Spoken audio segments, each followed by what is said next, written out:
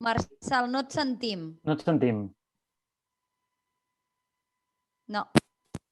Tenim problemes tècnics. Ara em sentiu bé? Ara sí. Ara has tornat. Trec auriculars i perdoneu aquest imprevist tècnic, que sembla que abans ja em fallava una mica. Com dèiem, 8:57 de la tarda, seguim aquí en directe des de Conxerxats, aquest programa d'actualitat política, cultura, societat, de tuits en català. Passem a la secció de la tertúlia, començant per presentar les persones que formen part de la tertúlia aquesta tarda. Irene Pardo, molt bona tarda. Bona tarda. Benvinguda aquí a Conxerxats. Joan Mangas, també, bona tarda, benvingut. Hola, bona tarda, gràcies per convidar-me. Presente. Edna Estrems i Sergi Tarrés, també, que ens acompanyareu. Bona tarda. Bona tarda de nou. Seguiu bé o no? Seguim bé. Seguim bé, tot bé. I tu? Estàs bé, Marçal? Jo vaig fent. Escolteu, us faig una prèvia, dues prèvies. La primera, que us la repetiré al final del programa, al final de la tertúlia. I la segona, que sempre acostumo a fer. La primera, us aniríeu de canyes junts? Home, sempre. Clar, home. Sí? I més ara, que ja es podrà anar fins a la 1 de la nit. És més, t'hi deixaríem ser tu i tot. I tot, carai. Que sí, home. Sí. Moderador per això, Bueno, jo parlo per mi, no sé, que diguin el Joan, l'Irene, l'Edna, no sé. Sí. La primera canya sempre es pot fer, després la segona ja pots decidir en funció de com ha anat la primera. Exacte. Sí, perfecte. Escolta, digueu-me el grup de WhatsApp més raro que pugueu tenir al vostre mòbil. De nom, Parlo de noms. Aviam, Edna. No ho puc dir. Digue'l. No ho puc dir. Ho sento, no ho puc dir. Però bueno, en diré un altre que per mi és molt habitual, però que segur que a la gent li agradarà, que és l'anxova peluda. L'Èlit, l'anxova peluda. Jo estic en una associació... Millor no preguntar més. Ja està. No, ja està. No preguntem. Vale, perfecte. Pues Èlit, l'anxova peluda, es diu el grup. Irene, que rius també. Jo tinc grups de WhatsApp molt avorrits, la veritat. I hi ha un que té un nom, és que no ho puc dir tampoc, em passa com l'Edna, és que és de les meves amigues i van ficar un nom que em fa estar vergonya aliena. És com... Bueno, va, ho diré perquè queda en família i veig que és una tertúlia molt dinàmica, molt guai, molt juvenil i això m'agrada, es diu... Però interpreteu-ho bé. Digue-ho, va. Pussy Passi Fest. Està molt bé. És graciós, no té res a veure el grup en general, però són amigues molt... No, escolta, i si té a veure... Però no sé per què vam ficar això, perquè tots són dones i suposo que, jo què sé, se'ls hi va anar. Clar que sí, endavant sempre. Joan, que tu també trobem... Joan s'ho va mirant des de la distància, però no diu res, Ja dirà, ja. Jo, grups així que recordi, jo puc comentar que en tinc un parell de la uni que es diuen, hi ha un que es diu Yonkis Fofisanos. Aquest. I després el nom. Sí. I després hi ha un altre que es diu Ciència de la droga, en referència a la carrera política. Vull dir que són noms així una mica... Però després sí que n'hi ha altres que prefereixo no dir-los, potser per la gent que hi ha o perquè el nom és massa explícit i no... Són estranys. Ja. Sergi, en el teu cas? Jo és que, com la Irene, soc molt avorrit, però en el meu cas és de veritat. O sigui, el nom més extravagant de grup que tinc es diu La Campana de Pere III, és molt estrany, però... I algun que era molt més antic, però que no el diré directament. És que, Marçal, aquesta pregunta és molt xunga, Perquè, clar, aquí compromets... No tan xunga, sinó que amb això penseu que és una carta de presentació de vosaltres. Sí. Clar, home. Doncs vinga, sense més, comencem aquesta tertúlia, com dèiem, per comentar una mica l'actualitat que ens envolta, per allò que fem sempre aquí, aturar-nos i mirar una mica el nostre entorn. Un entorn que ens deixa justament aquesta setmana el Tribunal Superior de Justícia de Catalunya, que es posiciona en contra d'obrir l'oci nocturn, un sector que justament també és els més afectats per la pandèmia des de fa més d'un any, el no poder obrir portes. Una notícia que també ha arribat a dins del govern, en el si de govern, i que el mateix conseller de Salut, Argimon, no recordo el nom, m'haurà de dir. Josep Maria Josep Argimon. Maria Maria. Argimon. Sí, me l'han dit per aquí també, me l'han xivat. Josep Maria Argimon, que es posiciona també a obrir, no? A favor d'obrir també ja i donar una mica de vida al sector de l'oci nocturn. En tot cas, parlem, valoreu. No sé, Irene, comencem per tu mateixa. Bueno, doncs una mica amb la línia del que deia el convidat, el vocalista, el Guillem, si no recordo malament. Guillem. Sí, i jo crec que l'oci nocturn, s'ha parlat molt de l'hostaleria i de més, però l'oci nocturn ha sigut un sector molt castigat. De fet, a Catalunya tot el sector ha estat tancat des del passat mes de març de l'any 2020, des que es va decretar l'estat d'alarma, no? I les ajudes han sigut molt poques. Vaig estar fa poc a Empúria Brava, reunida amb l'oci nocturn d'allà, d'aquella zona de la Costa Brava a Girona, i deien que tenien que seguir pagant els lloguers, havien demanat a l'anterior govern de la Generalitat el poder convertir, per exemple, els seus negocis en bars i de més per donar-los una sortida, perquè els lloguers es tenien que pagar igual, les factures de la potència mínima de la llum les tenien que pagar igual, amb unes potències que són amb unes factures abismals, per molt que siguin mínims, i que estaven en una situació molt desesperant.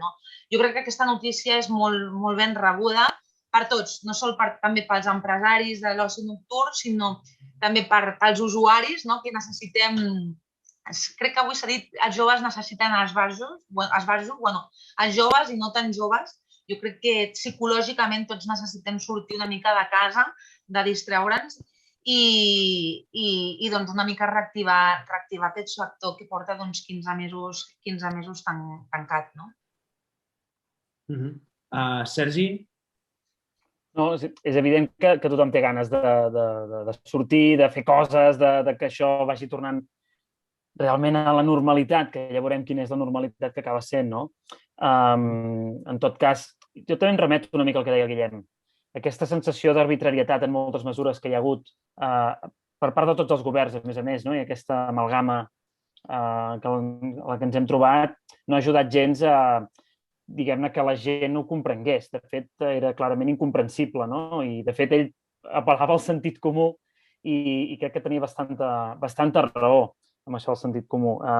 I jo crec que n'ha faltat molt de sentit comú en aquesta gestió en molts nivells. També és veritat que a mi no m'agrada pensar malament de ningú i, per tant, interpreto que tothom intentava fer el millor que podia. Per tant, vaja, tothom ha fet el que ha pogut, com ho ha pogut i segurament amb molta informació contradictòria constantment, que al final qui havia de prendre les decisions acabava prenent decisions de compromís, que es diu, no? És a dir, perquè havia de quedar bé amb un tècnic, però també amb un altre tècnic que li deia exactament el contrari, probablement.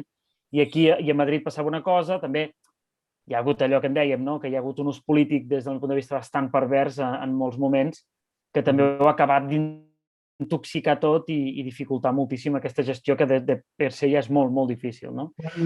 Joan Mangas, no sé si a tu t'ha canviat molt el tema de que no es pugui obrir el l'oci nocturn o no en aquest darrer any.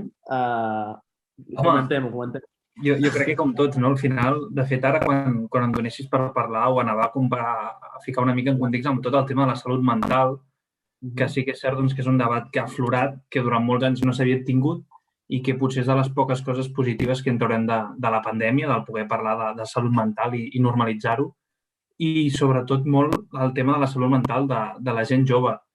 I llegia abans un debat que vam fer fa uns dies a l'Ara sobre la salut mental i parlaven que la gent jove al final s'ha perdut moltes experiències, moltes coses que podríem tenir normalitzades, com sortir de festa o fins i tot deien el debat el primer petó de molta gent jove i al final poder recuperar una mica aquesta hora que ens donen avui de més de sortir al vespre, que tornin potser a obrir l'oci nocturn. Poden ser petites coses que facin una mica recuperar aquesta normalitat a la salut mental dels joves, que sens dubte és un tema bastant preocupant. Edna? Jo, estant d'acord amb tot el que diuen, vaig a posar una mica... Ho esteu posant difícil avui, No, vaig a posar una mica la nota discordant, Vale. Entenc o sigui, com dic, d'acord amb el tema de la salut mental, de que la gent ha d'anar recuperant normalitat, de que és molt més complex segurament gestionar això quan tens 20 anys que quan en tens 45, segurament perquè tens un altre tipus i un altre estil de vida, no? I per tant tens uns costums diferents. El que sí que és cert és que és evident, o a mi em sembla molt evident, que l'últim que s'ha d'obrir és l'oci nocturn, perquè al final és el lloc on és més difícil fer complir certes mesures de seguretat. No es diu, bueno, obrim l'oci nocturn, però tindrem mesures de seguretat. Ja, però a veure, siguem sincers i no ens fem trampes al solitari. És a dir, no fas el mateix quan vas a fer un cafè a la tarda que quan te'n vas de copes. I molta gent, i entre ells jo segurament en moltes ocasions de la meva vida, no té les plenes capacitats, les mateixes, després de 3 gin tònics que després d'un cafè amb llet. Llavors, clar, jo puc controlar molt bé què faig després d'un cafè amb llet, però després de 3 gin tònics potser allò de les mesures de seguretat ja no ho tinc tan clar. Llavors, entenc perfectament que les autoritats sanitàries diguin, escolta, al tanto, perquè justament la gent que surt de nit és la gent que no està vacunada encara i, per tant, això ens pot fer rebrotar la pandèmia. I seria pitjor. És a dir, per mi és millor que deixin 3 mesos més tancat l'oci nocturn, tot i que, evidentment, si tingués una discoteca faria un altre discurs, això en soc conscient, que no pas que ara obrim l'oci nocturn i al setembre tornin a tancar-ho tot. Jo, si em permets... Irene. Sí, perdó, Irene. No, és curt. Simplement també tenim que tindre en compte que jo crec que aquesta mesura és bona. Per mi seria més bona que deixessin tota la nit oberta, perquè ja veurem que si ara obren les portes de les discoteques a la 1 del matí, el follon vindrà a partir de la 1 del matí al carrer, que aquesta serà la segona part, no? Jo crec que si ja es diu obrim, no sé quina diferència és obrir fins la 1 d'obrir fins les 5. De fet, jo crec que és millor obrir fins les 5, perquè sempre estarà molt més controlada la gent en un local, en una discoteca, en una carpa, ara que ve l'estiu, que dir toque de queda de las discotecas a la 1 de la mañana, pero no hay toque de queda en casa. Por lo tanto, se traslada el ocio nocturno a la calle. Però no surt la mateixa gent si estan obertes les discoteques que si estan tancades. Jo no surto si estan tancades, no vaig a la platja. No, però si ens remetem a les imatges que hem anat veient en les últimes setmanes des que va finalitzar l'estat d'alarma, escolteu, no sé vosaltres, però és que a Barcelona el cap de setmana passat es van desallotjar 5.600 persones, gairebé 6.000 persones a les platges de Barcelona, perquè un cop tanquen els bars i els restaurants, la gent segueix volent gresca. Llavors, la gent no deixa de sortir. La gent jove, ara que ja no hi ha toc de queda, continuen quedant, ja sigui al carrer, a les platges o als pisos. Llavors, ja que la gent té aquesta llibertat, que jo la rebo amb els braços oberts, doncs gestionem el tema del sector, que a sobre serà una bombolla d'aire, d'oxigen, i a la vegada jo crec que estarà molt millor canalitzat i controlat. Jo crec que és un bon començament a la 1 del matí, però que segurament jo crec que s'hauria d'allargar precisament per evitar el desordre al carrer que pot generar tot això. Sergi, volies afegir alguna cosa? No, res, jo simplement un apunt una mica provocador. També, més enllà que pugui estar d'acord o no amb el que dèieu, també és veritat, i deixeu-me fer d'advocat del diable, que probablement el sector de l'oci nocturn és un sector molt petit, en volum, i que té una capacitat molt limitada de fer de lobby. Tinc la sensació que si no fos així, si fos un sector molt més potent en volum, tindria una capacitat molt més gran de fer de lobby i probablement s'haguessin buscat solucions d'aquelles màgiques que permetrien que, o ja faria temps que estaria obert, insisteixo, potser m'estic tirant a la piscina i és un... Però tinc aquesta percepció, que em dóna la sensació que s'havia de tancar per algun lloc i es tanca pels fàcils. Malgrat que puguem estar més o menys d'acord, amb algunes coses dels que dieu. Escolteu, una de les polèmiques també, ho comentàvem al principi, que ens ha deixat de moment aquesta setmana, és el posicionament, en tot cas el manifest d'alguns militants, una petita part, m'atreviria a dir, del Partit Socialista, del PSOE, en relació als indults als presos independentistes En tot cas, aquesta polèmica l'enteneu. També valorem una mica, m'agradaria que valoréssim la figura de Sánchez dins del partit, més enllà de la figura de president, i en tot cas també que us posicioneu si a favor o en contra d'aquests indults i, en fi, parlar una mica d'això. No sé, qui vulgui començar? Va, Joan, tira. No, a veure, jo amb el tema del posicionament del Partit Socialista a nivell intern, jo crec que es pot entendre, perquè al final hi ha càrrecs que a nivell territorial han de donar la cara amb la seva gent del territori, on porten molts anys fent un discurs contra l'independentisme i ara ve de justificar que fas uns indults per treure aquesta gent de la presó, doncs no s'entendria. I no falta tant, falta poc per les pròximes municipals i segurament aquesta gent amb una mica de vista electoral està veient que aquest tema els pot perjudicar. I jo crec que és normal i s'entén que internament aquesta gent intenti pressionar per intentar que això no es faci. I després hi ha opinió personal referent als indults. Com a independentista, jo sí que diria que a nivell de solució col·lectiva jo crec que l'opció més viable i la millor és l'amnistia, perquè representa la solució pels més de 3.300 represaliats de la causa, però sí que a nivell individual puc entendre que en un moment donat si hi ha un indult sobre la taula, si una persona de les que està a la presó se li presenta l'indult i l'agafa perquè vol sortir de la presó, no el criticaré tampoc, perquè puc entendre que aquesta persona vulgui sortir de la presó. Però ja et dic, jo, a nivell de solució col·lectiva i el que prefereixo més, sens dubte, és l'amnistia i l'autodeterminació, que al final són les solucions polítiques d'un conflicte polític.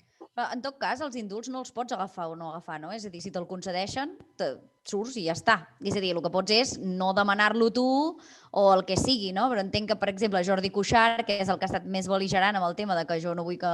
No? Quasi jo no vull que m'indultin. Si se l'indulta, doncs haurà de sortir. És que l'indult no és a l'intern, sinó que l'indult és un acte executiu que se li entrega a l'alcaid de la presó, diguem, al director de la presó. El director de la presó t'obre la porta i has de sortir. Llavors, d'acord? En tot cas, jo estic d'acord amb en Joan, suposo que ja ho sabeu, que evidentment la solució col·lectiva ha de ser l'amnistia, no?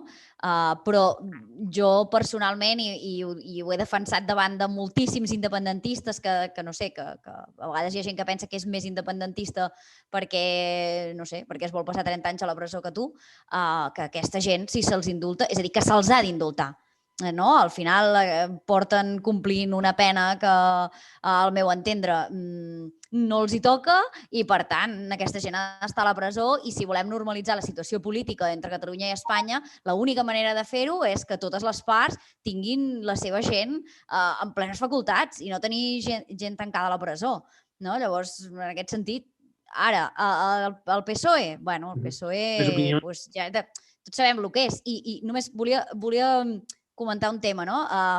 Sí que és veritat que hi ha hagut certs moviments en certes comunitats autònomes que els militants del PSOE s'han mostrat en contra dels indults. Però ara no recordo quina enquesta és, això segur que en Sergi m'ho sap dir.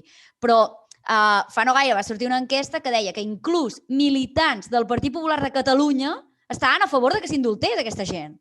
Per tant, a Espanya és evident que ven l'anticatalanisme, però a Catalunya militants de partits espanyolistes, inclús del Partit Popular, no, Irene, no em diguis que no, perquè va sortir, hi ha un percentatge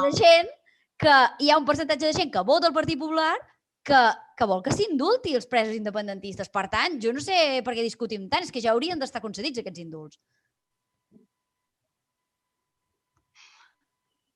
Ja estic, Ja podeu parlar. Interpel·lació directa, em sembla. Sí, no. El que ha dit la Edna és una interpretació errònia del que algun militant ha pogut dir o algun líder del Partit Popular ha pogut dir. El que creiem, o sigui, el que es creu és que al final, o sigui, jo no conec a ningú dintre del Partit Popular de Catalunya que estigui a favor dels indults. A ningú de la direcció, de les estructures provincials, ni comarcals, ni locals. És a dir, no. Sí que és veritat que va sortir la persona que lidera el grup municipal de l'Ajuntament de Barcelona, que el que va dir era que una forma o va donar una opció, una forma de veure si la ciutadania catalana volia els indults era fer una espècie de consulta, no? Algo que jo crec que el van pillar una mica de sorpresa perquè després ho han anat rectificant, no? Aquestes declaracions. Jo crec que els indults no són una solució, perquè vosaltres mateixos... Bueno, Marcel, has vist que aquí ja s'ha trencat la concòrdia del debat, Però... Ara mateix. Era esperable. Era esperable. Els que us heu al final posicionat i heu dit que sou independentistes i totalment legítim i respectable, els indults no és suficient, no? El que busqueu són unes altres pretensions, que és l'amnistia i la d'autodeterminació. Mai a Espanya, mai abans havia succeït que s'hagi concedit un indult amb algú que no hagi mostrat un arrepentiment o hagi fet una sol·licitud de perdó. I jo crec que això s'ha de tindre en compte. I més... Però llavors què han de demanar perdó per voler que Catalunya sigui una... No, podria ser un bon començament. Ah, vale. No, però espera un moment. Jo en molts moments he entonat el mea culpa com a representant del Partit Popular. Crec que en el passat no s'han fet bé les coses i quan me refereixo al passat més recent, jo crec que l'1 d'octubre no es va fer una bona gestió a Catalunya. Crec que es podien haver fet les coses de diferent manera. Això ho he defensat en moltes ocasions, en molts debats i en moltes entrevistes. Crec que va ser un dia molt dolorós per tots, independentistes i no independentistes, pel conjunt de Catalunya i per el conjunt de catalans, que això és una ferida que costarà molt de curar per totes parts i que tots estem patint. Uns per unes causes, uns per unes altres causes, però jo també em sento molt catalana i soc molt defensora de Catalunya des d'un sentiment també que em sento molt espanyola i no vull renunciar a la meva identitat com a tal, però tampoc vull renunciar al ser catalana ni tampoc vull que em robin aquest sentiment de catalana per no portar una estelada a sobre i no defensar certes coses que s'han fet a Catalunya des d'algunes institucions, com va ser el 2017, al setembre del 2017 al Parlament de Catalunya, no? I jo això no ho defenso. Però crec que la solució tampoc són els indults. Escolta, aquestes persones, els indults s'han de mirar. Primer s'han de concedir persona per persona. I aquí el que s'està fent és concedir un indult amb unes condemnes, que és la de sedició, però també és la de malversació de fons. És a dir, aquí, molts catalans hem vist també com els nostres diners de la nostra butxaca s'han desviat per unes causes partidistes que no compartim i que no era la forma de fer-ho. I també estan condemnats per malversació de fons públics. I jo crec que aquí s'estan concedint indults a condemnes, no a condemnats. I això és una que hem d'analitzar, més enllà de si ets independentista o no ets independentista. I jo crec que aquí ha d'haver-hi un compromís ferm dels partits independentistes, d'Esquerra Republicana i de Junts per Catalunya, deixo la CUP a part, d'un compromís ferm de compliment de la legalitat a Catalunya. Però, Irene, perdona, I si es volen anar per un camí que es vagi, però per la legalitat. Disculpa una cosa. No tinc res contra l'independentisme, però sí en contra de les formes en com es fan les coses. Vale, és que fa molt rato que parles, però i has dit moltes coses, però és que hi ha una cosa que aquest compromís, a mi m'agradaria veure'l als dirigents del Partit Popular, que es comprometin a no delinquir i a no robar mai més. Fa moltes setmanes i molts mesos que estem veient la Comissió Kitchen al Congrés dels Diputats, que és un escàndol de mides estratosfèriques. I que és un moment. Estàs barrejant coses. També això li pots demanar als propis perquè tu demanaves... No, perquè tu demanaves... No hi ha ningú que estigui condemnat a dia d'avui de l'estructura del Partit Popular per corrupció. Jo no t'he interromput i tu m'estàs interrompent. Espera un moment, sisplau. T'ho demano. El cas és que és molt simple. I estava explicant això perquè té un motiu que ho expliqui això. És a dir, tu dius això de que els governants de Junts per Catalunya i d'Esquerra Republicana s'han de flagel·lar al mig de la plaça del poble i demanar perdó i prometre que mai més... Clar, Esquerra Republicana no ha comès cap il·legalitat, en aquest país no és il·legal convocar un referèndum i, en canvi, hi ha uns senyors que estan pagant pena de presó. Però dit això, al Congrés dels Diputats portem mesos i mesos una comissió d'investigació en la que van passant excàrrecs del Partit Popular, expolicies, espies, etc., que s'està demostrant una autèntica barbaritat. I està passant ara, però és que ja n'hi ha hagut 4 de comissions d'investigació. Hi ha desenes i desenes de càrrecs judicialitzats. Hi ha penes que estan, diguem-ne, sentenciades. I s'estan sentant als tribunals, s'estan sentant. Jo és que el que vull dir... Els estan jutjant? Quina és la teva crítica? A mi m'agrada veure com s'està jutjant a gent, m'és igual que siguin del Partit Popular. De fet, si són del Partit Popular i han posat la mà on no la tenien que posar, si han fet tractes amb policies o no policies, m'és igual, han fet el que no devien de fer, que han abusat del seu poder per fer coses no legals i es tenen que sentar jo és que crec que tu i si han d'estar 20 anys a la presó, que n'estiguin 20. Irene, és que tu no la mires, aquesta comissió, pel que m'estàs dient, no la mires, perquè tu continues militant a un partit polític que tu m'estàs exigint als partits polítics d'aquí que facin una determinada cosa quan els teus allà estan fent tot exactament el contrari. Perquè tu no sé si has vist el portaveu del Partit Popular en aquella comissió quan venen aquests senyors que el que hauria de fer és caure la cara de vergonya i el que està fent al contrari és blanquejar-los constantment. I allà hi ha gent que està sota judici. És una barbaritat. El que estan anant és per una via judicial, que jo respecto, torno a dir-te, si han de pagar, que paguin... Una falta de respecte als representants populars que hi ha cada setmana allà i la setmana que ve compareix Rajoy i compareix Fernández Díaz i tornarem a ser.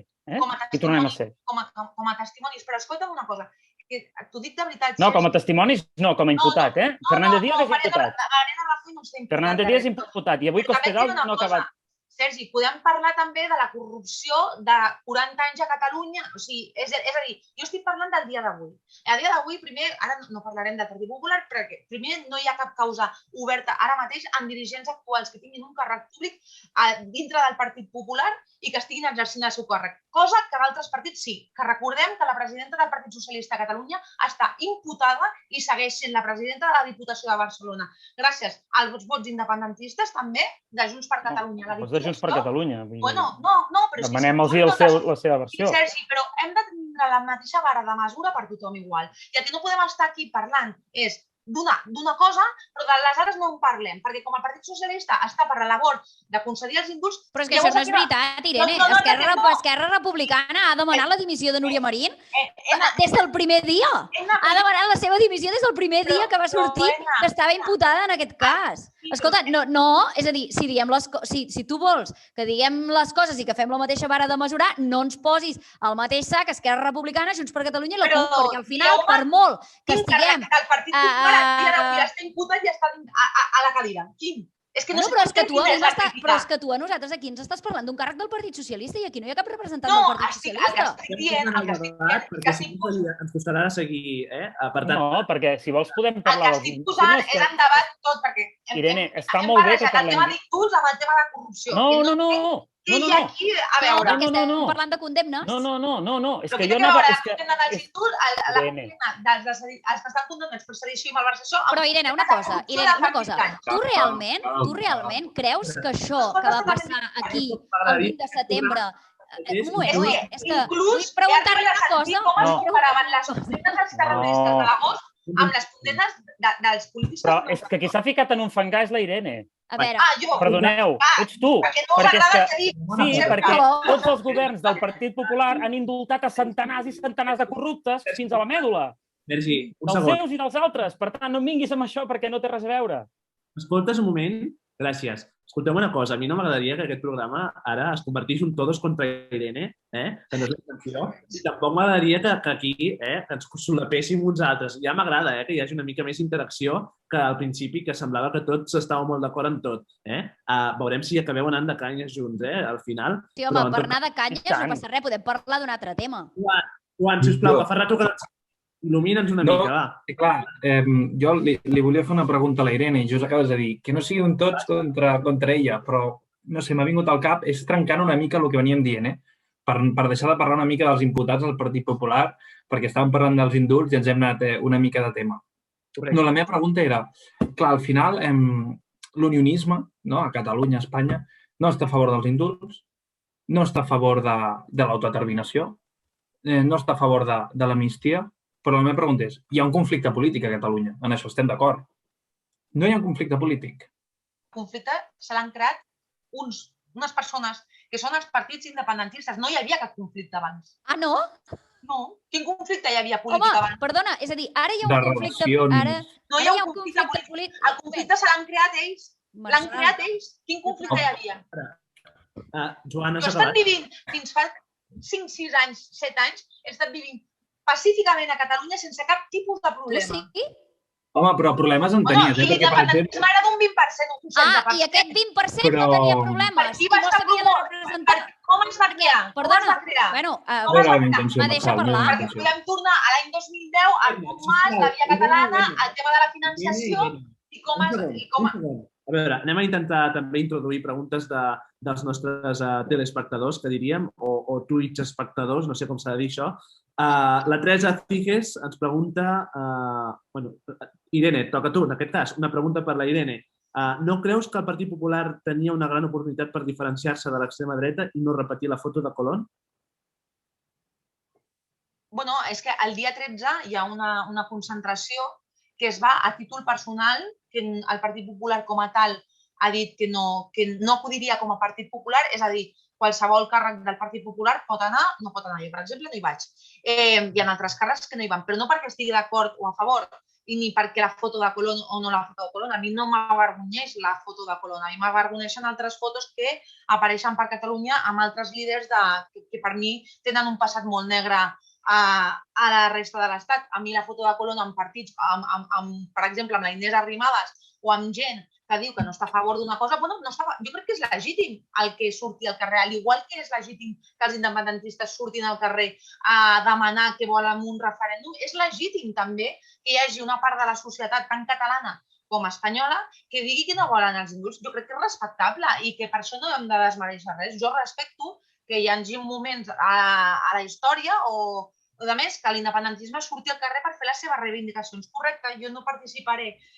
Doncs respectem que el dia 13 hi hagi una concentració a Madrid, que el dia 11 també hi ha una concentració a Barcelona i que vagi qui vulgui. I jo crec que això no és diferenciar-se de l'extrema dreta, de l'extrema esquerra. És que jo crec que no és això. Simplement aquí hi ha un tema que és molt sensible, que jo crec que portarà molta cua per les dues parts, que no tot acaba aquí amb l'independentisme, que no tot acabarà amb el tema dels indults. Jo crec que el pols i el xantatge continuarà perquè al final l'objectiu, ho va dir el Pere Aragonès, és autodeterminació i amnistia i jo crec que complirà. A més, hi ha un pacte de govern també amb la CUP, una cosa que em sembla molt perillós. Et sembla perillós a la CUP, però Vox no. Em sembla molt perillós a la CUP i jo crec que el propi partit d'Esquerra Republicana també, perquè el primer dia de govern d'Esquerra Republicana al front de la Generalitat, Esquerra Republicana, la seva seu ja estava ocupada amb disturbis a la porta de la seu d'Esquerra. Disturbis? Disturbis? Sí, disturbis. No sé si vas veure les fotografies. Jo hi era, Irene, jo hi era. No, Sergi, a mi no cal que em diguis que algú va estar allà. Jo també vaig veure... Jo no vaig estar allà. Però jo vaig veure Dolors Sabater, per exemple, a la porta d'Esquerra Republicana. A mi això em sembla una coacció total. Jo crec que estàs confonent amb les fotos d'un desnonament. Dolors Sabater no era la seu d'Esquerra Republicana, Irene? Era un desnonament, Perdona, el desnonament i després de l'ocupació de la seu d'Esquerra Republicana. No, però és que a la seu d'Esquerra Republicana no va venir ningú de la CUP. Bueno, no va venir ningú de la CUP. No, és que diguem les coses com són. Al final s'havia mobilitzat a través de la CUP. No sé. Tampoc, però bueno. Però el que és al·lucinant és que us sembli tan perillós a la CUP, però que fa un moment m'estaves dient que et podia justificar al costat de Vox tan tranquil·lament. Però a veure, primer jo no defensaré a Vox perquè si no estaria militant a Vox i no ho estic. I per algunes coses em sento molt propera a Vox en un tema de defensa de la unitat nacional, com podeu vosaltres també sentir-vos molt a prop de la CUP, en aquest sentit, i jo en aquest sentit em sento molt a prop de Vox i amb altres temes molt distants. Però no entenc per què m'he d'avergonyir tant perquè hi hagi gent de Vox que al final la gent de Vox té a Catalunya 11 diputats. És a dir, hi ha molts catalans que també els voten. I jo crec que hem de respectar-los, al igual que he de respectar igual jo a Esquerra Republicana, he de respectar Junts per Catalunya i en certa forma també he de respectar a la CUP, encara que no m'agradi el seu camí de violència i desobediència per aconseguir els seus objectius. Violència? Però la diferència... Escolta, soltes de ficar la seva web perquè ho fica ben clar. La desobediència... De desobediència no és violència, eh? No, perdó. No, doncs busquem un diccionari. No m'escoltis a mi a la CUP perquè jo he viscut violència per part de la CUP i signatures per part de la CUP. Jo he viscut violència per part de la Guàrdia Civil, clar, escolta, la violència... No, jo per part de la CUP, empedrades, i també ens van incendiar la sede del Partit Popular al carrer Comte d'Urgell. O sigui que ningú em dirà que són els més pacífics del món, perquè no són gent pacífica. Violència d'estat és enviar la Policia Nacional a pagar iaies. Bueno, també... Bueno, això no és violència d'estat, igual que els Mossos també han tingut que donar pals per restablir l'ordre públic als carrers de Catalunya quan s'ha necessitat, al igual que si hi ha un desordre als carrers es tornarà a enviar la policia per restablir l'ordre públic i això és el que passa quan hi ha enfrontament i violència als carrers. Enfrontament? Agitada des de les institucions. Perquè si els polítics i els governants fossin responsables en temes de declaracions, en temes de les formes, en temes de respecte a la llei, de les lleis, això seria almenys un marc una mica més cívic, crec jo. Intentem reconvertir la tertúlia que sigui una tertúlia i, si us plau, us demanaria més brevetat en les vostres intervencions, més enllà de les interpel·lacions que podeu anar fent. Escolteu, una altra notícia que comentàvem al principi també, la justícia europea retorna provisionalment la immunitat a Puigdemont, Comín i Ponsatí. Una justícia europea justament que també obre les portes al cas de Cuixart i Sánchez. Ho coneixíem avui justament després que el Tribunal Constitucional hagi tombat els seus recursos. Opinions sobre això, Joan Mangas? No, molt positiu. La mateixa lectura de sempre. Al final, la justícia com a tal, com el seu nom ha dit, justícia europea, acaba venint sempre de fora en aquest país. Perquè si hem d'esperar que vingui d'instàncies judicials aquí, doncs ens acabem trobant el mateix de sempre, que hem d'anar a acabar recorrent a Europa perquè el que ens acabem trobant aquí són judicis polítics, persecucions, causes judicials que no tenen cap sentit, atestats policials absolutament inventats i, per tant, tota notícia que vingui de la justícia europea, siguin unes cautelars, sigui el que sigui, doncs molt positiu. I tant de bo aquestes persones al final arribi un dia en el que puguin tornar a casa seva amb les seves famílies, tots els exiliats, i es puguin retrobar amb les persones de la presó, perquè al final voldrà dir que han trobat justícia. I, malauradament, tal com estan les coses ara mateix a l'estat espanyol, doncs em fa la pinta que hauran de canviar molt perquè això pugui passar, perquè de moment, amb el que estem veient aquí, doncs no pinta bé. Irene? Bueno, jo és que tant m'agradin o no les coses que passen o que dicten els tribunals el respecto, perquè és una cosa que jo crec que he de fer i que no es fa precisament des de l'independentisme, perquè quan hi ha algunes sentències que no s'agraden, es criminalitza també a Europa. Puigdemont no seria la primera vegada que ha atacat a Europa perquè no li ha agradat el candidat també als tribunals europeus. Ara mateix s'ha restituït la immunitat a Carles Puigdemont i Toni Comín i ara la justícia europea és magnífica i és exemplar. Si demà passat la justícia europea dicta tot el contrari, no li agrada l'independentisme, doncs és que Europa també és una fatxa. És fatxa. Doncs no, jo respecto el que ha dit, els ha restituït la immunitat perquè puguin acudir al ple d'Estrasburg i no es vegin detinguts fins que es dicti l'auto de les mesures cautelars sobre aquestes dues persones. Ja està. Jo, perdona, no tinc res a dir. Em deixes fer un apunt? Sisplau.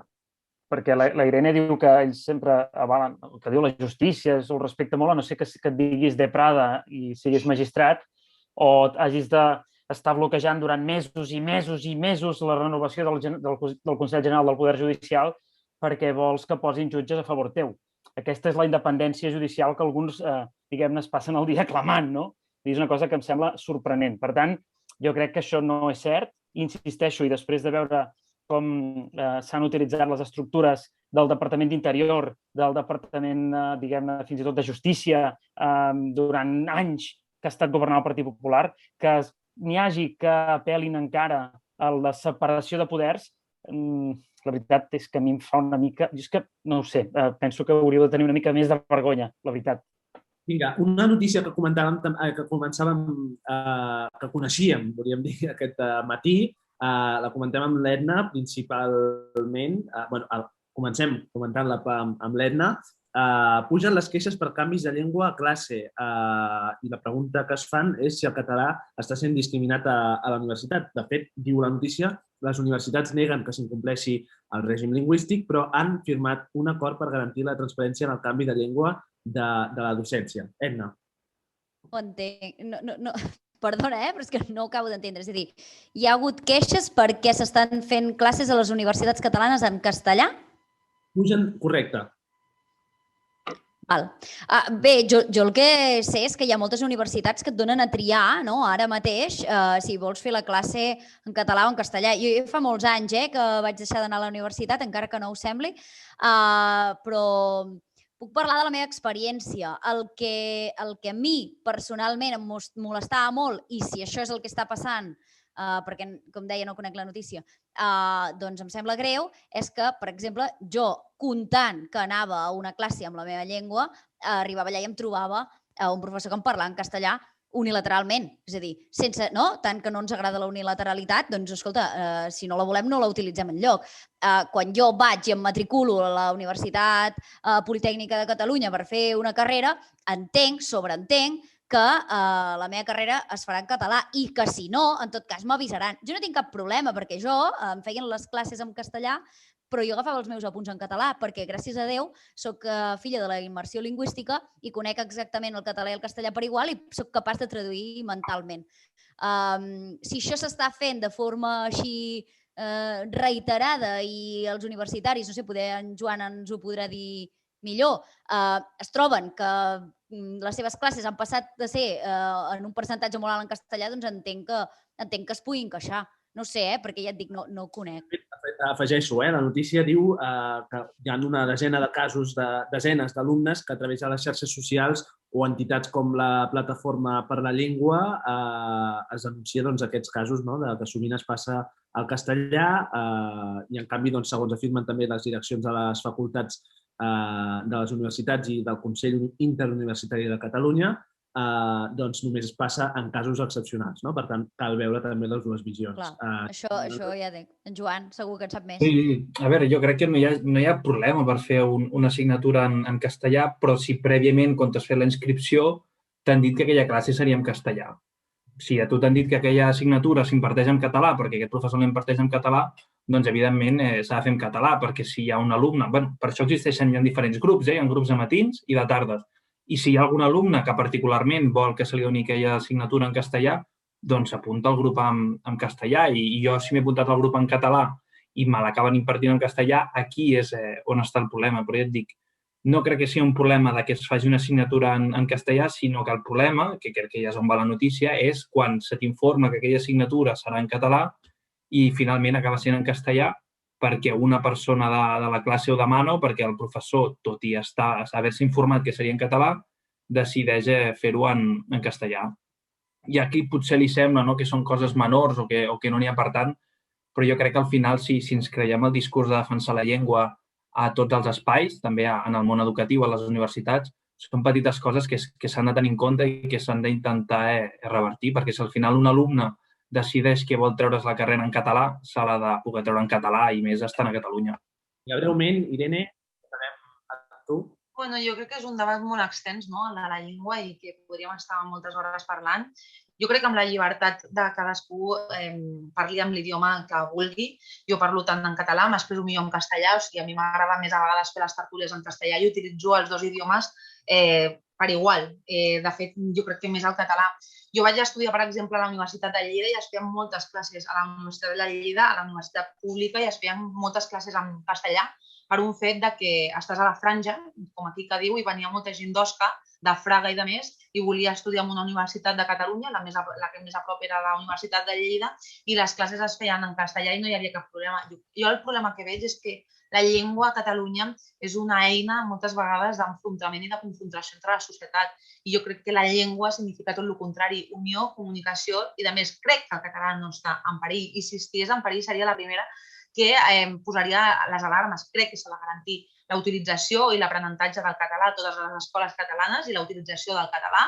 Jo crec que no hi ha cap problema. De fet, en molts cartells només veus en català, no en castellà, i per una persona de fora és difícil moltes vegades adaptar-se i integrar-se a Catalunya perquè no està traduït, perquè recordem que la política lingüística a Catalunya és que tu estàs obligat a rotular en català però no en castellà i no pots tenir un lletrero sol en castellà, l'has de traduir també al català o el pots deixar només en català. I ben fet, perdona. Jo crec que això no és una societat oberta, és a dir, jo crec que s'ha de garantir la utilització del català, però també hem de ser accessibles com a societat de tindre tot a l'abast de tothom, perquè jo crec que no hem de ser de ment tancada, és a dir, jo no soc menys catalana per dir que ho ha d'estir en català i en castellà, és l'únic que defenso. Jo t'ho dic perquè, per exemple, i això és un cas personal, la meva parella fa un any que viu a Catalunya, no és de Catalunya, està aprenent català, i jo, de fet, li estic ensenyant català, no? I té moltes dificultats, per exemple, anant per la carretera, perquè els lletreros sols estan en català. Jo crec que pel simple fet de traduir-los al castellà no ets més fatxa o menys fatxa o més independentista. Però els cartells de la carretera són molt senzills d'entendre, Girona. No. 25 quilòmetres. Ho he viscut en persona, això. Jo abans no me'n donava compte perquè és una cosa normalitzada el veure els lletreros en català i per una persona de fora, quan la tens al costat, et va dient, mira això, mira l'altre. I dius, hosti, tu, tens raó, no? Però no ho enfrento per un tema ideològic. O sigui, és que el meu debat no és ideològic amb la qüestió de la llengua. Perquè, com veieu, jo parlo català tranquil·lament i orgullosa de ser bilingüe. Crec que, al final, els catalans som molt privilegiats respecte a un aragonès o un castellano manchego o a una altra persona perquè en el teu propi país ets capaç d'aprendre des que neixes 2 idiomes. I jo crec que això és brutal. O sigui, soc molt privilegiada. Ara bé, mai enfrontaré el castellà i el català per un tema ideològic perquè sigui del Partit Popular, deixi de ser del Partit Popular o sigués d'Esquerra Republicana. No seria un debat d'enfrontament per temes ideològics. I jo crec que aquí ens equivoquem tots. Però, superbreu, Marçal. No, un moment, No, ostres. Sincerament, crec que fer estrany que es parli o hi hagi cartells en català a Catalunya, sí, fer un debat d'això. No, com, clar, tu m'estàs dient, és que estan tots els cartells en català. L'idioma oficial de tot l'estat, simplement això. I tu m'has dit que és que hi hagi cartells en català. Però tu has remarcat l'obligatorietat de rotular en català i no en castellà a Catalunya. Per mi és que no hi ha debat. O sigui, estant a Catalunya s'exigeix el català. Però és que està a Espanya, també. Com a Hongria exigirà l'hongarès. És que no veig on està el debat. I personalment em sembla... Sí, jo veig el debat que una persona que té la mateixa nacionalitat que tu... Però si tu poses una botiga, pots posar amb els 2 idiomes i no passa res, no te multen, Però no pots posar un, que és el castellà. No, has de posar el català. Tu veus normal que això passa en un país, perquè tu a Espanya... Irene, Joan i Enna i Sergi, un moment, aquest tema crec que dona per si, per tant, hem de fer un altre programa, de parlar només d'això. Ja ho he dit. De llengua, de fet la Irene mateixa ho ha dit al principi, que això donava per molt. Jo només, per acabar aquesta tertúlia i de manera molt més breu, perquè ens falta l'1 per 1 que sempre ens fa el Xavi a l'acabar el programa, repassant una mica el que ha donat de si cadascú. 4 noms per acabar la tertúlia relacionats amb l'actualitat. Sergi, comencem per tu. 4 noms, una paraula. Una paraula. Si són 2, fora. Som-hi. Pedro Sánchez. Hàbil. Ponsatí. Clara Ponsatí. Agre. Cospedal. Imputada. I Patricia Plaja. Professional. Vinga, Irene. Pedro Sánchez. Mentider.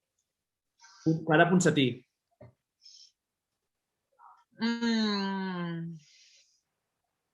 Desobedient. Cospedal. Líder. I Patricia Plaja? Ostres, no sé. No sé ara mateix. Deixem així. Joan, anem per tu. Canviem noms. Carles Puigdemont. Em donen malament, aquestes coses em donen malament. Carles Puigdemont, president. Mariano Rajoy. Sobres. Susana Griso. Com? Susana Griso. Espectacle. Jordi Cuixart. Referent. Vinga, Edna, acabem amb tu. Jordi Sánchez. Ai. M'has sentit bé, Junts per Catalunya. Pere Aragonès. President. Hospital.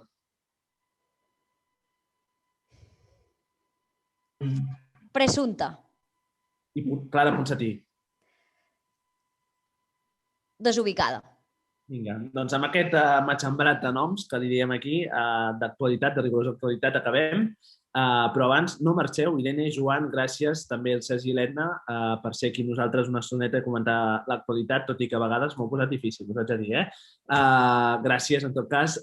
Espereu un moment perquè el Xavi acaba amb aquest 1 per 1. Fins ara.